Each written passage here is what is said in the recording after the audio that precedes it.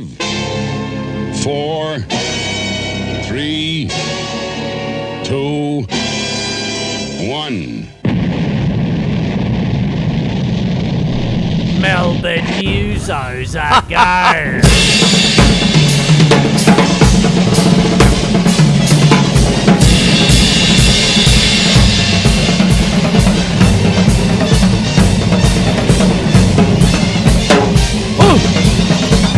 Hello!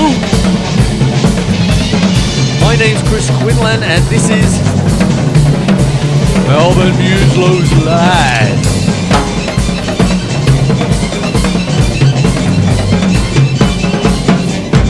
Hoi! Now, tonight is called the overlap. I'm going to talk about overlapping things. I've talked about it in the past in this kind of little way. If you've got this single stroke roll, triggers are the African percussion tonight. Oh, a little bit of rattle. Does baby want his rattle? What's that? Is that Mel Brooks? I don't know. But if I do this, all of a sudden I got an empty sound. Banana, banana, banana, banana, banana, banana, banana. Okay, what do? You flam them.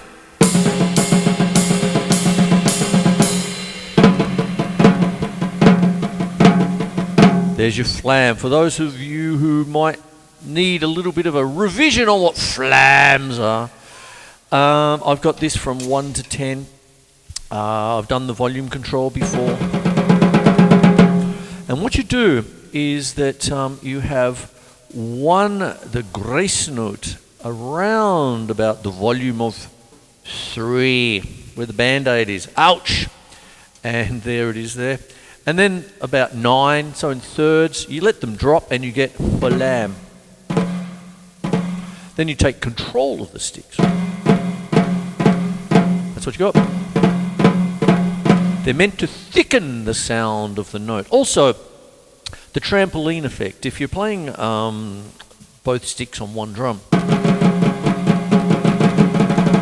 it's all very phasey and phased out. But if you've got one coming in just before the other, that stops. Now, when you're doing things like this,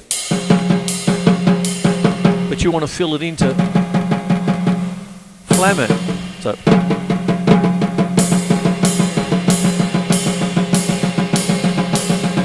See? Fixed. Now, when you're doing overlapping things,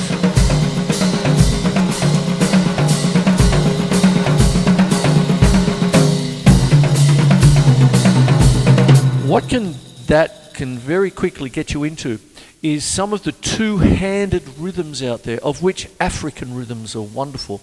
You've got the akonkon, the agaya, the yamama. That's its name. I'll put it up here for you. And it's at the end of my grade 3 drum set manual, around about the same time as when you're dealing, if you're playing piano, and you have two-handed rhythms in some kind of an assessment or examination, and you have to play two separated rhythms with your hands. It comes in around about grade 3 with things like, A, M, E, B, piano and things like that. Now, when we're dealing with things like this, you can do it on two surfaces, multi-surfaces. I've talked about the vertical and the horizontal. So I could be doing this. Just a flammed single stroke roll. But how about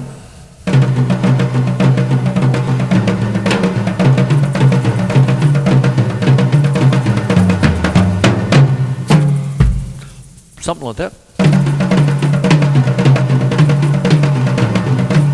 And there you have it, you see.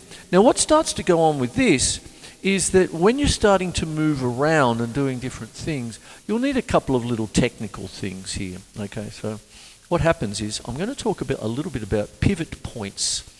Now, when you're doing that slow and big, that kind of stuff, no worries. But if you're going to go,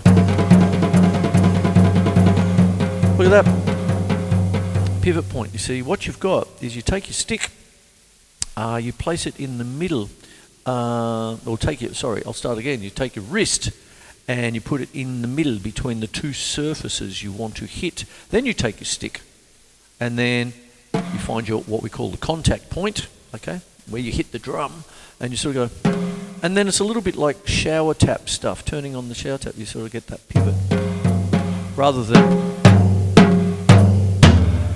Hail Caesar! I've done that already.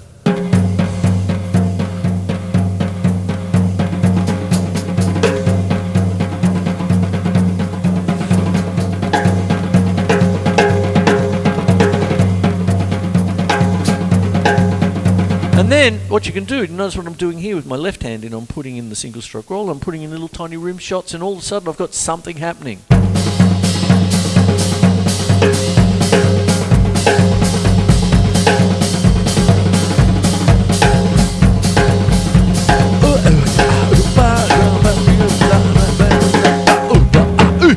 So that's what goes on, you see. One of the things I like to do, it's also a bit of a Buddy Rich thing, is the flickage. I'm flicking. See Dennis Chambers doing a lot of that as well, sort of thing. I tend to like the paradiddle diddle for that.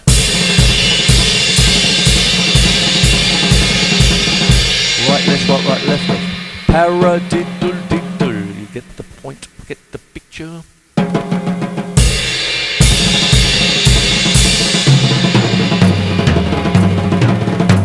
Then you can take things like let's say we're doing a flam accent, which is a triplet, 1 and a 2 and a 3 and a 4, and that can be in 6/8. 1, 2, 3, 4, 5, 6, 1, 2, 3, 4, 5, 6. Flamam.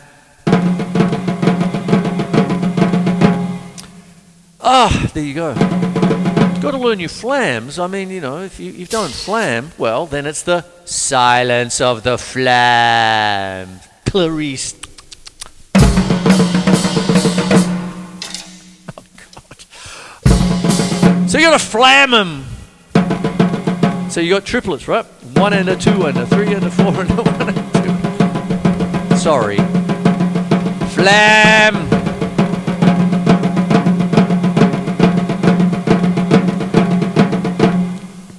Move them.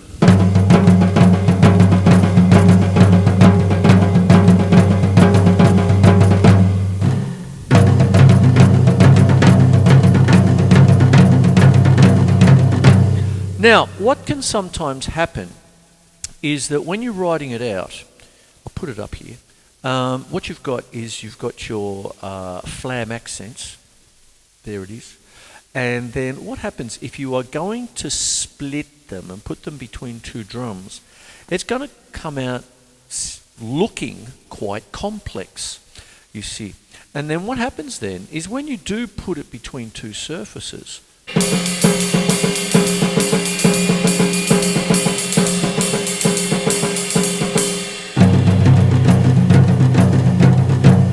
and then it becomes a little bit on the complex side.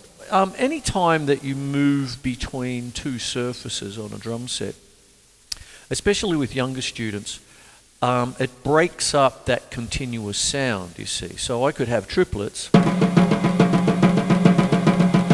and then what happens is that as soon as I go to a different place, like a cymbal,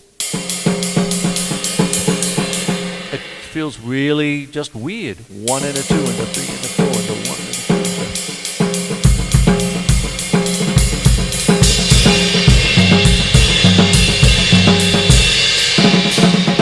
Then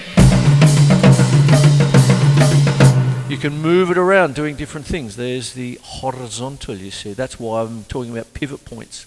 I'd also like to talk about leading hands very quickly. When you're going down the drums, you want to lead with your right hand like that. When you're coming up, you want to try and lead with your left hand. Just makes for, you're just working it like that.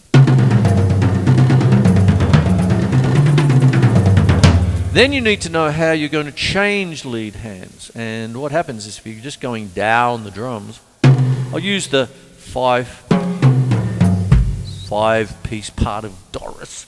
But what you've got is the tom-toms. You might have 2, 2, then put in an odd number, 3. It changes the lead hand, any kind of odd number. And then you come back up, 3.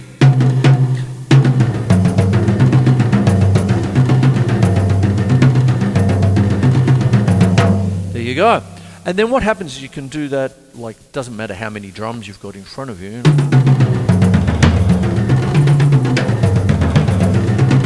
You see, you get that kind of...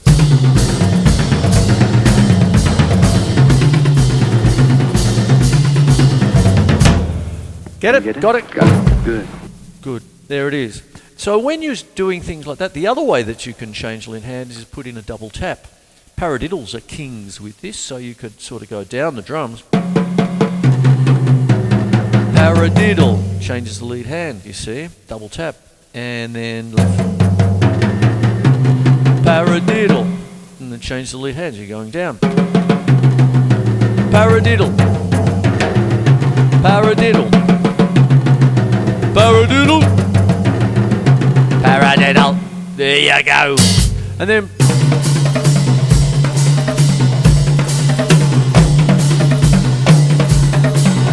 Then you have your different ways of getting around the drums and angles. You can have many angles, but the main 4 is a star, 1 drum, a line, triangle, square. Put them together.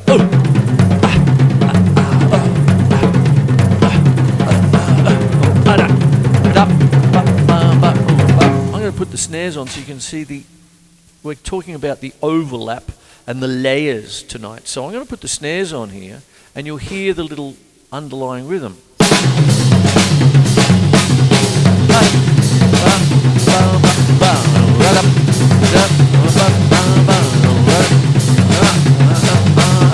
Double.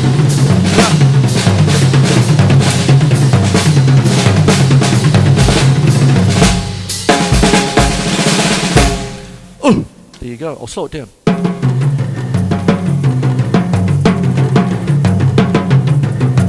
Now I didn't do that too long ago, but if I'm going to go back to here,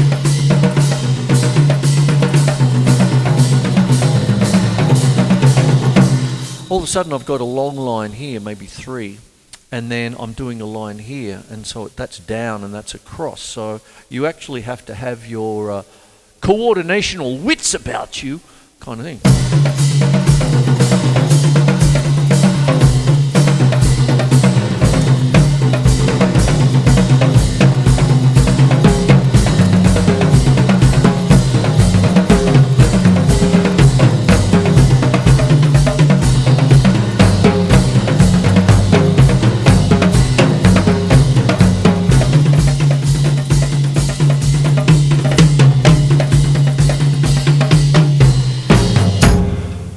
There you go. And what goes on with this is all of a sudden you're getting 2 layered rhythms, and this is starting to go down the track of, that's why I've got the African kit sounds here, going down the track of kind of like village kind of village drum circles. Now we can start to talk about things like pungmul, the Korean drumming. You can talk about Japanese drumming, taiko, all this, and multi-layered facets, you know. And that's one of the reasons why once the triggers started to happen, it just opened up a whole other world of things that I could pass on and teach and all that sort of stuff. And then when you're getting into that,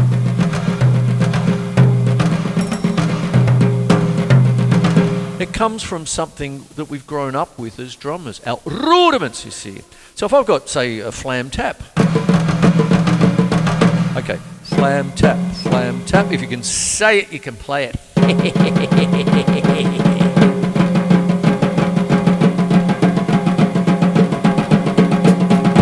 Build it up.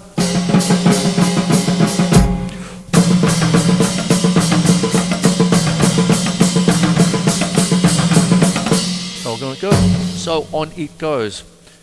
English, Chris. English.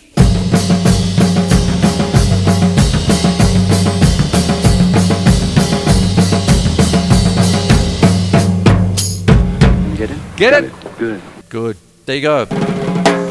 Now, when you're dealing with things like this, you've got, I'm talking about flams a lot. You've got pivot points. You have leading hands doing different things. And you've got your angles. I'm just dealing with 1 star, if I'm going to draw it. Line is 2 points. Triangle, 3, square, 4. You can do lots of different things.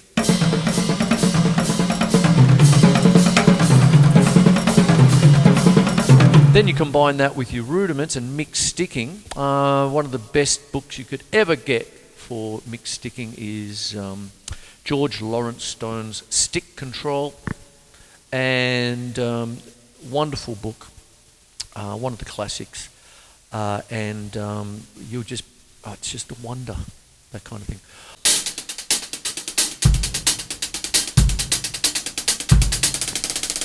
Double it up.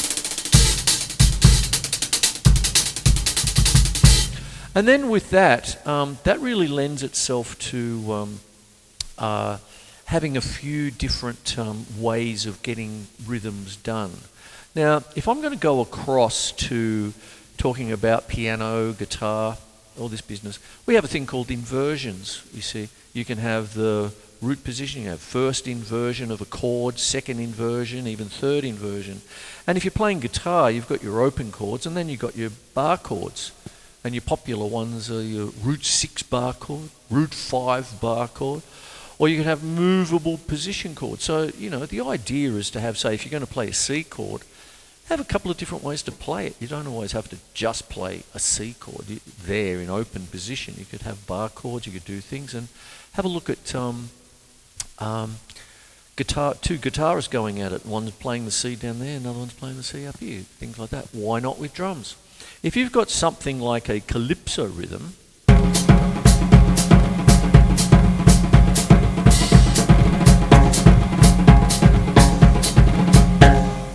little frills, and there you go. One of the most used rhythms in the world. We hear it all the time. What you've got then is a way of doing it in different ways. What happens if you want to put the main accent on that cymbal there? You can't very well go, that's a bit shilly, so why not put the right hand here and go into your mixed sticking, of which stick control George Lawrence Stone will give you the facility to do. Right, left, left, right, left, left, right, left. Calypso, 3, 3 and 2.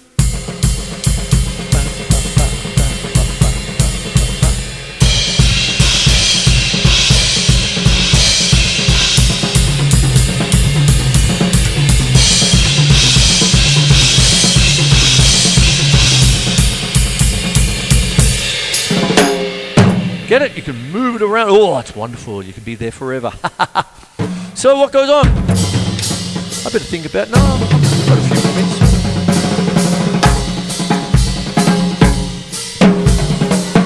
One of the things you can do, if you're going to do a snare drum solo,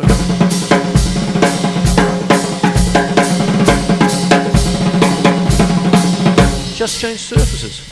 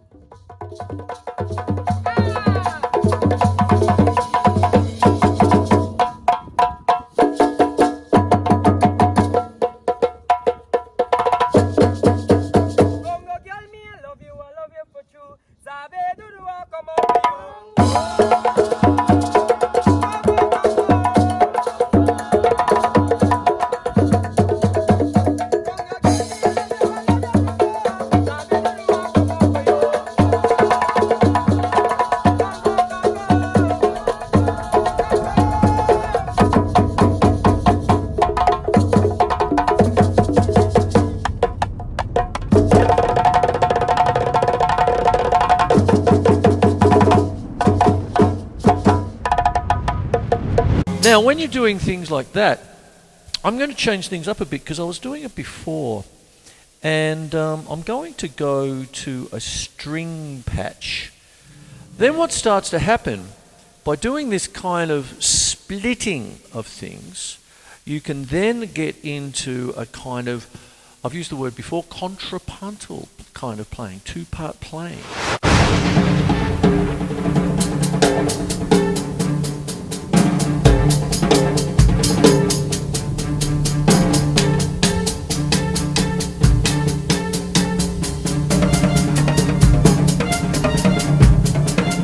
Contrapuntal.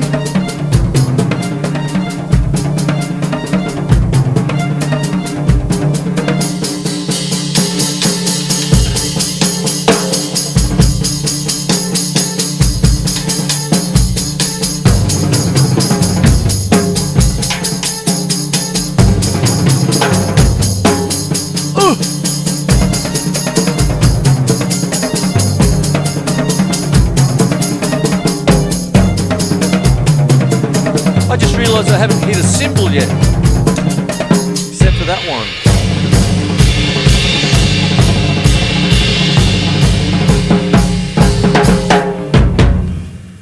What happens then is that I'm starting to get into a kind of a two-part contrapuntal thing. With the triggers, I can hit the rims. I said that to a student, play the rims. And you know what we were doing? Ant music. Adam and the Ants, ant music. And who remembers ka-chick, ka-chick, ka-chick, ka-chick, ka-chick? You can get it with the claves, like. But I'm going, hit the rims. And you know what the student said? It feels wrong. Oh, it made me laugh. It was funny. No, you're allowed to hit the rims. I don't know. It feels wrong. Anyway. So what you can do is all of a sudden you've got two types of surfaces to play with, you see, like I explained here. Ooh. Hand.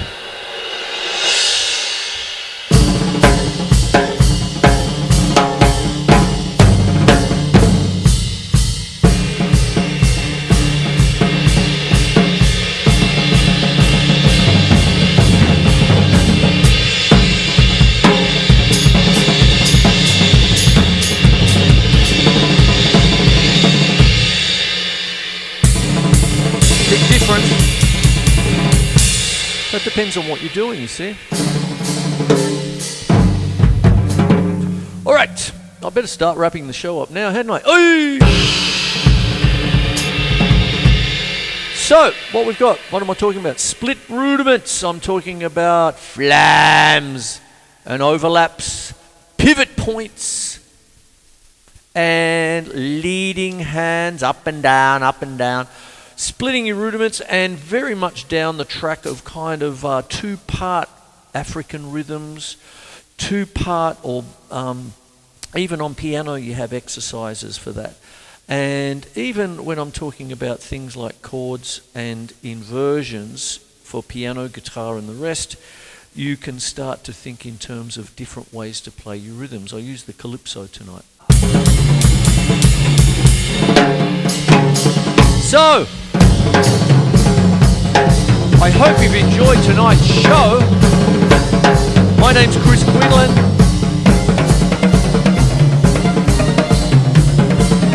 Hope this gives you a couple of ideas to get your teeth into. And now for a nice glass of 5, 4, 3, 2, 1.